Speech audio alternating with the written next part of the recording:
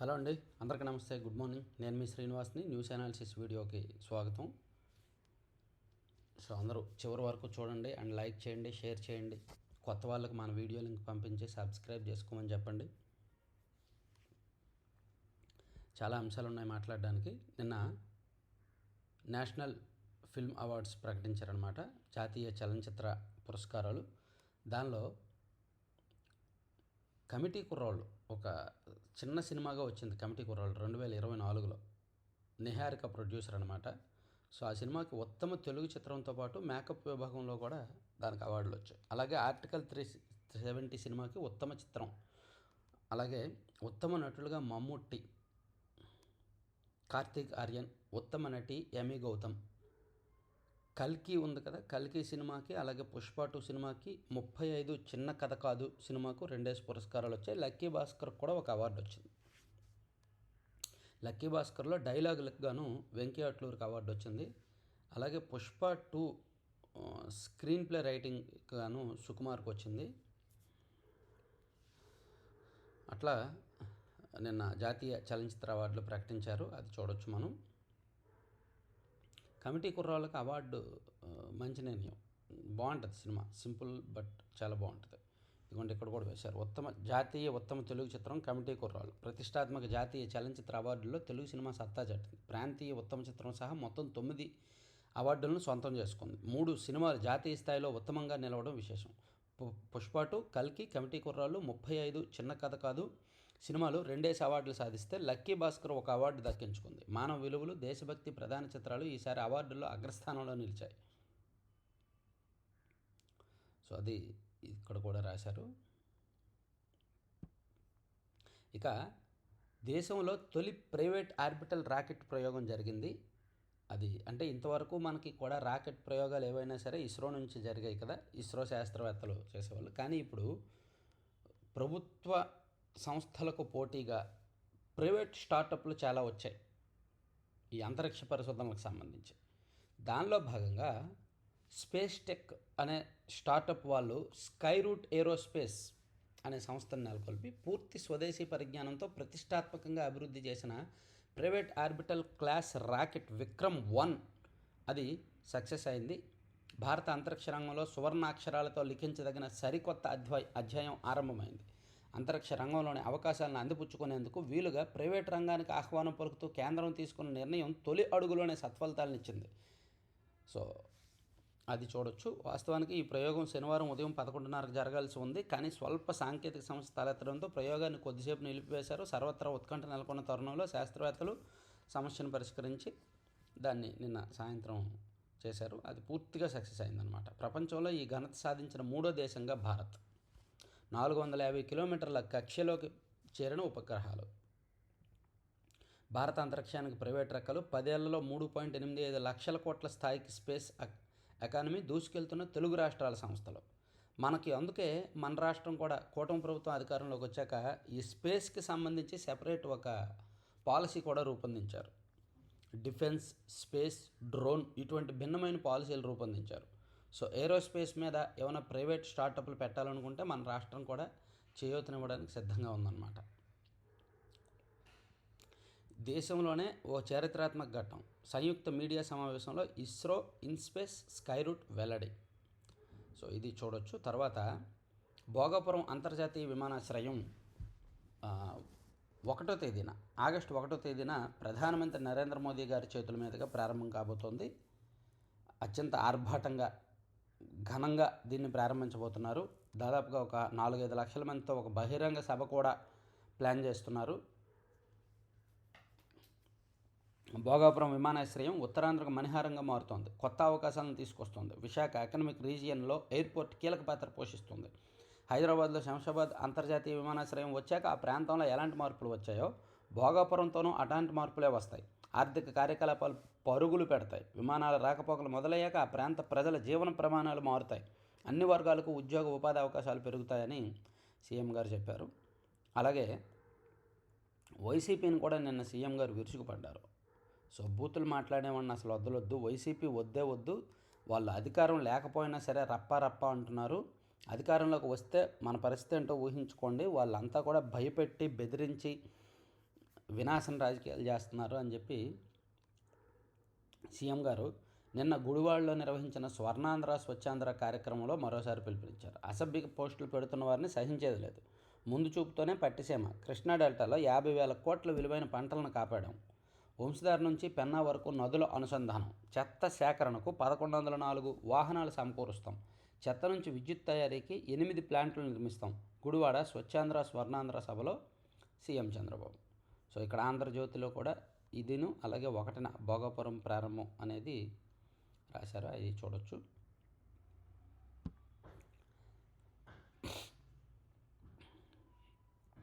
ఇక Spain versus Argentina ఈరోజు final జరగబోతోంది. క్రీడాభిమానుల దృష్టంతా అటువైపే. 5 వారాల పాటు రసవత్తరంగా సాగిన ఫుట్బాల్ ప్రపంచ కప్ క్లైమాక్స్కు వచ్చేసింది. ఆదివారం జరిగే ఫైనల్లో defending champion అర్జెంటీనాను Spain ఢీకొంటుంది. న్యూజెర్సీలోని Met Life స్టేడియంలో ఈ 2 బలమైన జట్ల మధ్య పోరు హోరాహోరీగా సాగడం ఖాయం.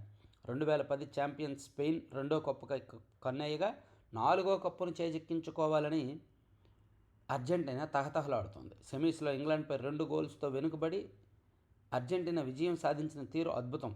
మరో సెమీస్లో 2-0తో ఫ్రాన్స్ను ఓడించిన స్పెయిన్ రెట్టించిన ఉత్సాహంతో తుది పోరాటానికి సిద్ధమైంది.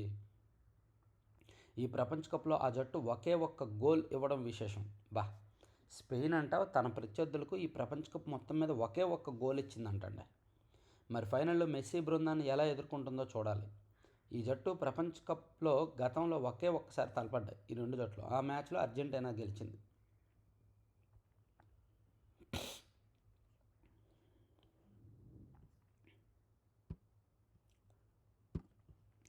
కొత్తదనాల రాకెట్ పూర్తి కార్బన్ కంపోజిట్ ఆర్బిటల్ వాహన నౌక. విద్యార్థుల ఆన్లైన్ హాజరుకు విద్యాసంస్థలు వెనుకంజ. వెబ్సైట్లో ఇప్పటివరకు 31.41% మంది వివరాలే నమోదు. ఉన్నత విద్య చదువుతున్న విద్యార్థులకు ప్రభుత్వం అమలు చేయాలని చూస్తున్న ముఖాధారిత హాజరు నమోదులో తీవ్ర జాప్యం జరుగుతోందంట. ఇక విక్రమ్ త్రిభువన విజయం. నింగిలోకి విశ్వ ఎం పేలోడ్. శ్రీశైలం వీఐపీ బ్రేక్ దర్శనాల్లో మార్పులంట. జాతీయ చలనచిత్ర పురస్కార విజేతలకు పవన్ కళ్యాణ్ అభినందనలు. ఈ దేశంలోనే ఒక చారిత్రాత్మక ఘట్టం. గణితంలో 51 మార్కుల నుంచి రాకెట్ శాస్త్రవేత్త వరకు పవన్ కుమార్ విజయ్ కథ.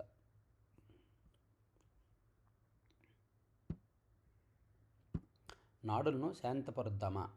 ఒత్తిడి తీవ్రమైతే ఏమవుతుంది? నాడీ వ్యవస్థ అతిగా స్పందిస్తుంది, మనసును ఉద్రిక్తంగా మారుస్తుంది, శరీరం విశ్రాంతి కోల్పోతుంది. మరి నాడుల స్పందన నెమ్మదింపజేసేందుకు ఏం చేయాలి? దానికి పరిష్కారాలు ఎన్నో ఉన్నాయి. సో నాడీ వ్యవస్థను మనం కంట్రోల్ చేసుకోవాలి. దానికి ఒత్తిడి, ఆందోళన అత్యవసరాన్ని సృష్టిస్తాయి. ప్రతి పని తక్షణమే ముఖ్యమైనదిగా అనిపిస్తుంది. మన నాడీ వ్యవస్థ వేగంగా ప్రతిస్పందిస్తుంది. దాన్ని బట్టి శ్వాసను, కదలికలను, మాటలను నెమ్మదిగా వేయడం ద్వారా సురక్షితంగా ఉన్నామని శరీరానికి సంకేతం పంపాలంట. ఇక గుడివాడ మీటింగ్ ఇది. ఇక్కడ ఈనాడులో లోపల రాశారు. బూతులు తిట్టిన వాళ్ళని జనం ఓట్లతో కడిగేశారు. గొడ్డల పార్టీ కుట్రలు కుతంత్రాలు మానలేదు. ప్రజల జోలికి వస్తే తీవ్రంగా స్పందిస్తా అని ఇచ్చారు. అలాగే ఎవరు ఎన్ని చోట్ల పోటీ చేస్తారని మీరెవరు మాట్లాడొద్దు. ఆ విషయం కూటమి నాయకత్వాలు చూసుకుంటాయి. తెదేపా నాయకులకు చంద్రబాబు ఆదేశం. యాక్చువల్లీ లోకేష్ గారే మాట్లాడారు. 80%, 15, 20 అని లోకేష్ గారు మాట్లాడేందుకు నాదెళ్ల మనోహర్ గారు మాట్లాడారు. దాంతో ఒక చిన్నపాటి రాగడ. సో ఇప్పుడు చంద్రబాబు గారు ఎవరూ మాట్లాడొద్దు అని చెప్పేశారు. అలాగే అన్నే నరసింహారావు భూరి విరాళం. గుడివాడ బస్టాండ్కు 3 కోట్లు. వావ్. కృష్ణా జిల్లా గుడివాడకు చెందిన ప్రముఖ వ్యాపారి అన్నే నరసింహారావు, ఆయన భార్య పుష్పలీలావతి కలిసి ప్రజా ప్రయోజన కార్యక్రమాలకు భూరి విరాళాలు ఇస్తూ తమ ఔదార్యాన్ని చాటుకుంటారు. తాజాగా గుడివాడ బస్టాండ్ అభివృద్ధికి 3 కోట్ల విరాళాన్ని ఇచ్చారంట. అలాగే గతంలో గుడివాడలో ఏరియా ఆసుపత్రి అభివృద్ధికి కూడా 3 కోట్ల సాయం అందించారంట. సూపర్ అండి. ఆయన ఏజ్ 92 సంవత్సరాలంట. వావ్, అటువంటి వాళ్ళు ఉండాలండి.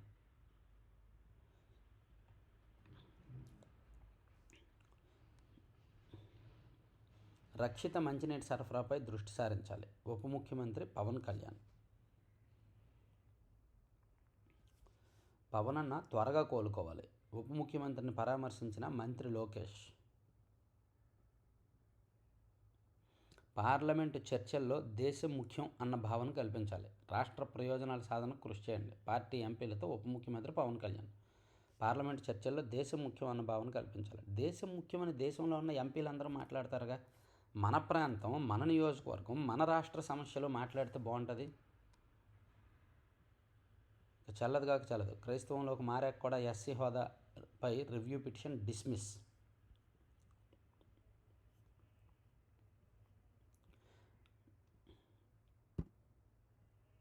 యాక్చువల్లీ ఒక ఆసక్తికరమైన విషయం మీతో నేను పంచుకోవాలి.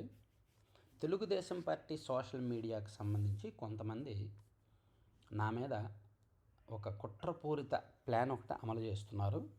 దానిలో భాగంగా ఫస్ట్ది మొన్న TV5లో ఒక జర్నలిస్ట్, అతన్ని జర్నలిస్ట్ అనాలో యాంకర్ అనాలో, ఆయన మొన్న రాత్రి నా మీద చేశాడు ఒక వీడియో మన ఛానల్స్ మీద. సో రావణ్కి సంబంధించిన కేసులు చెప్పే క్రమంలో నన్ను కూడా దానిలోకి లాగాడు. అది నా మీద ఒక ప్లాన్డ్గా జరుగుతున్న కుట్ర అనమాట. ఆ ప్లాన్ అంతా నేను ఛేదిస్తున్నాను. సో ఛేదించి ఈరోజు మధ్యాహ్నం ఒక వీడియో చేస్తాను పూర్తిస్థాయి ఆధారాలతో. ఆ జర్నలిస్ట్ చేసిన వీడియో ఏంటి, ఆ వీడియో వెనక ఉద్దేశం ఏంటి, దానికి ఎవరెవరు కంటెంట్ ఇచ్చి సపోర్ట్ చేశారనేది మొత్తం చెప్తా. అయితే అందుకు TV5 వేదిక అవ్వడమే నాకు బాధ అనిపించింది.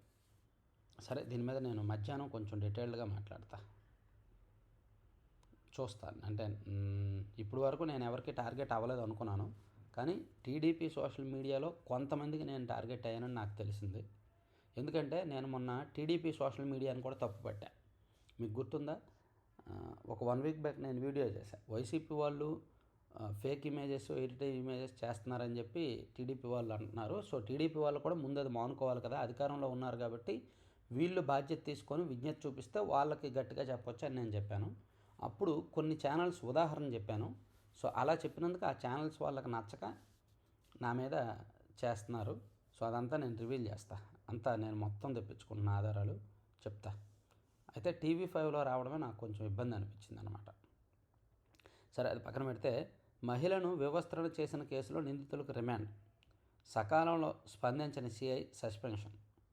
సో గుంటూరులో నగరంపాలెం పోలీస్ స్టేషన్ పరిధిలో మహిళను వివస్త్రం చేశాడు కదా, అందులో నిందితుడు తెలుగుదేశం పార్టీ లోకల్ స్థానిక నాయకుడు మూర్తి, వాళ్ళందరినీ కూడా అరెస్ట్ చేశారు. కోర్టు రిమాండ్కి పంపించింది. అయితే సిఐ సత్యనారాయణ మీద మాత్రం చర్యలు తీసుకున్నారు ప్రభుత్వం. అతన్ని సస్పెండ్ చేశారు పాపం. ఇక SC/ST ఉద్యోగుల కాన్సిక్వెన్షియల్ సీనియారిటీ రాజ్యాంగబద్ధమైంది. SC/ST లోకో పైలట్ల కేసులో హైకోర్టు స్పష్టీకరణ, క్యాట్ ఉత్తర్వులు రద్దు. ఇక మీకు కాదంబరి జత్వాని కేసు గుర్తుందా? చూసారా, మొత్తం కాదంబరి జత్వాని కేసు రివర్స్ అయింది. అప్పుడేమో జత్వాని ఆరోపణల మీద విద్యాసాగర్ మీద కేసు నమోదు చేసి అభియోగాలు నమోదు చేశారు. ఇప్పుడు విద్యాసాగర్ను బెదిరించి డబ్బులు వసూలు చేశారని చెప్పి జత్వానీకే వ్యతిరేకంగా ఇప్పుడు అభియోగ పత్రం CID నమోదు చేసింది. ఇలా ప్లేట్ తిప్పడానికి కారణం ఏంటి తెలుసా? ఈ మధ్య JSW జిందాల్ స్టీల్ది కడపలో ఒకటి శంకుస్థాపన చేశారు కదా.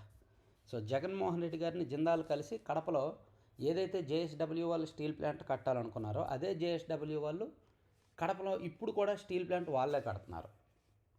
సో ఈ జిందాల్కి కాదంబరి జత్వానికి ఒక రకమైన ఉంది, అదేంటనేది అప్పుడులోనే మనం చెప్పుకున్నాం. సో అందుకని జిందాల్కి వ్యతిరేకంగా కాదంబరి జత్వాని ఉంటూ విద్యాసాగర్ మీద కేసు నమోదు చేశారు. జిందాల్ మీద కేసు నమోదు చేయలేరు కాబట్టి, పెద్ద ఆయన కాబట్టి. సో ఇప్పుడు ఎప్పుడైతే జిందాల్కి ప్రభుత్వానికి ఒక రకమైన ఒప్పందం ఇదంతా కరగాయో, జత్వానీకి వ్యతిరేకంగా కేసు మారిపోయింది. ఇప్పుడు చూడండి, పాపం జత్వానీ మీద జత్వానీ తల్లి, తండ్రి, సోదరుడి ప్రమేయం దొరకలేదు అభియోగ పత్రంలో పేర్కొన్న సిట్. సో కాదంబరి జత్వానీ అయితే కుక్కల విద్యాసాగర్ని బెదిరించి డబ్బులు తీసుకున్నట్టుగా ఇది చేశారనమాట.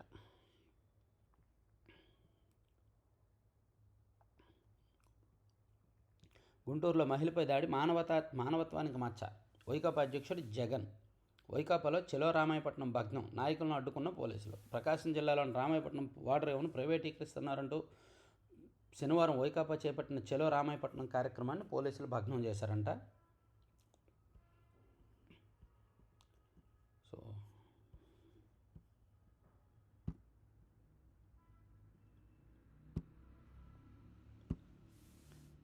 JEE మెయిన్స్లో జై కొట్టాడు, నీట్ UGలోనే మెరిశాడు. ఫరీదాబాద్ కుర్రాడు బన్సల్ అద్వితీయ ప్రతిభ. అబ్బా!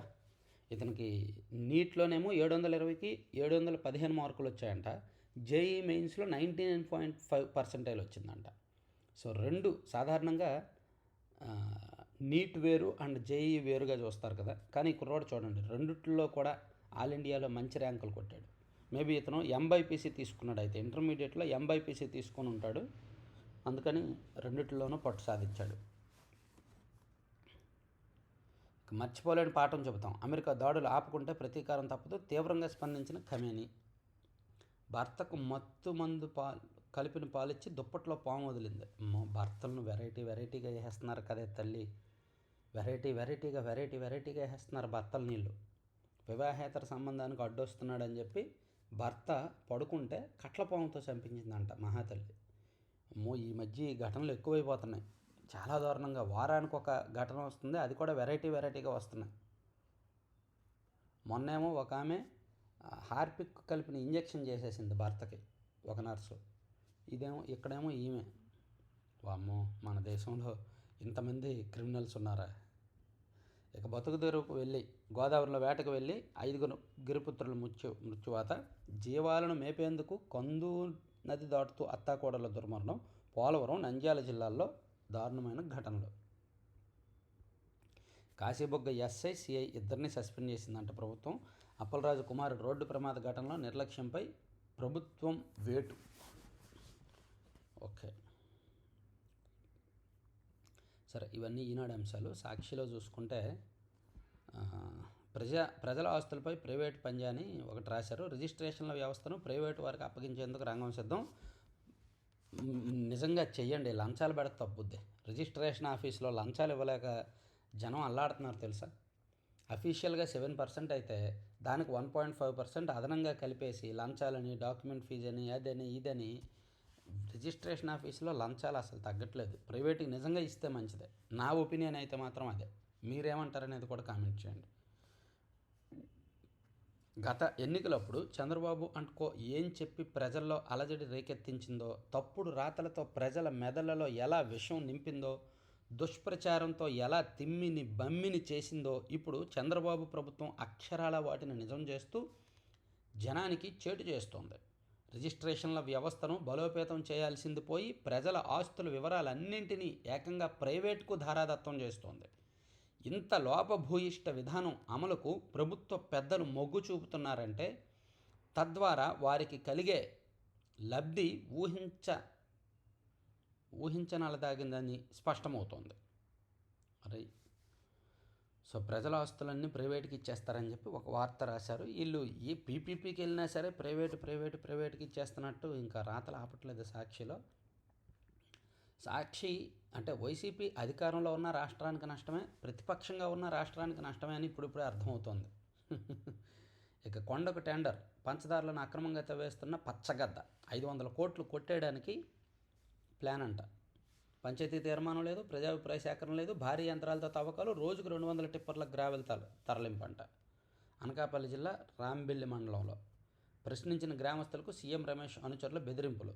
లారీలతో తొక్కించేస్తామంటూ హెచ్చరికలు, వారికే పోలీసులు వత్తాసు. అమ్మో, సీఎం రమేష్ అయితే ఆయన జోలికి ఎవరు వెళ్ళరులే. సీఎం రమేష్ బినామీలతో తాజాగా జనసేన ఎమ్మెల్యే అనుచరుడు కూడా చేరాడంట. సో అనకాపల్లి ఎంపీ 500 కోట్లు కొట్టాడని ప్లాన్ చేశాడంట పంచదారులను. ఇక ఇదేనా మీ సుపరిపాలన, ఇదేనా మీ పోలీసింగ్? మహిళను వివస్త్రం చేసి టీడీపీ నేత దాడికి పాల్పడిన ఘటన మానవత్వానికే మచ్చ. అందుకేగా అతన్ని ఇమీడియట్గా అరెస్ట్ చేశారు, పార్టీ నుంచి సస్పెండ్ చేశారు. మనలాగా వెనకేసుకు రాలేదుగా. ఏదో 18 ఏళ్ల కుర్రాడు తెలియక యాక్సిడెంట్ జరిగింది అని కవర్ చేయలేదుగా. దాన్ని కవర్ చేయాలంటే వీళ్ళు కూడా కవర్ చేయొచ్చు. అది పర్సనల్ గొడవ, వాళ్ళిద్దరి మధ్య ఉన్న గొడవ, పార్టీకి సంబంధం లేదు అని ఏదో చెప్పొచ్చు. కానీ వాళ్ళు అలా చేయలే. ఇమీడియట్గా సస్పెండ్ చేశారు అండ్ నిన్ను అరెస్ట్ చేశారు, రిమాండ్కి పంపించారు. టీడీపీకి వైసీపీకి ఉన్న తేడా అదే. జగన్మోహన్ రెడ్డి గారు రాష్ట్రంలో శాంతి భద్రతల నిర్వహణ ఘోరంగా విఫలమైందని చెప్పడానికి నిలువెత్తు నిదర్శనం. చంద్రబాబు సర్కారుపై నిప్పులు చెరిగిన వైఎస్ఆర్సీపీ అధ్యక్షుడు వైఎస్ జగన్ బుధవారం ఘటన జరిగితే 3 రోజులు కప్పిపెట్టారు. ఆ వీడియోలను సోషల్ మీడియాలో చూసి ప్రజలు మీ పాలనను అసహ్యించుకుంటున్నారు అని జగన్మోహన్ రెడ్డి గారు నిన్న ట్వీట్ చేశారు. ఇక అవార్డులను ఇక్కడ రాశారనమాట. ఇక విక్రమ్ రాకెట్ ప్రయోగం సక్సెస్ అయిందని రాశారు. తర్వాత 7 జల సమాధి, గోదావరిలో మునిగి 5 గిరిజనులు, కొందు నదిలో ఒక ఇద్దరు, మొత్తం మీద 7 చనిపోయారు. అది రాశారు. రామాయపట్నం పోర్టు ముట్టడి ఉద్రిక్తం. కులం చెప్తేనే జీతం. రాష్ట్ర ప్రభుత్వ ఉద్యోగులు తమ కులం, ఉపకులం వివరాలు చెప్తేనే నెల జీతాలు పడతాయి, లేకపోతే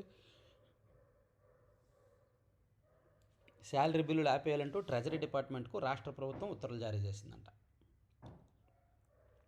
వాంగ్చుక్ దీక్షను భగ్నం చేశారు ఢిల్లీ పోలీసులు. అయినా సరే ఆ దీక్షను నేను కొనసాగిస్తానని సీజేపీ అధినేత అభిజిత్ దీప్కే ముందుకొచ్చారు. అలాగే అమెరికా, ఇరాన్ మధ్య దాడులు, ప్రతిదాడులు జరుగుతున్నాయి. అలాగే తమిళనాడులో కొత్త పథకాన్ని తీసుకొచ్చారు. మహిళల కోసం క్వాలిటీ ఎంప్లాయ్మెంట్ ఫర్ ఉమెన్ అనే పథకాన్ని విజయ్ ప్రభుత్వం తీసుకొచ్చింది. లోపల పేజీకి వెళ్దాము. సాక్షిలో వెళ్దాం, చూద్దాం యాడ్ వచ్చింది. ఇంకో పేజీకి వెళ్దాం. ఓకే, విశాఖలో 2, చీరాల్లో 2 పైలట్ ప్రాజెక్టులుగా బీచ్ బార్లు. చీరాల్లో సక్సెస్ అవుతాయి, విశాఖలో ఏమో డౌట్, కానీ చీరాల్లో బాగా సక్సెస్ అవుతాయి.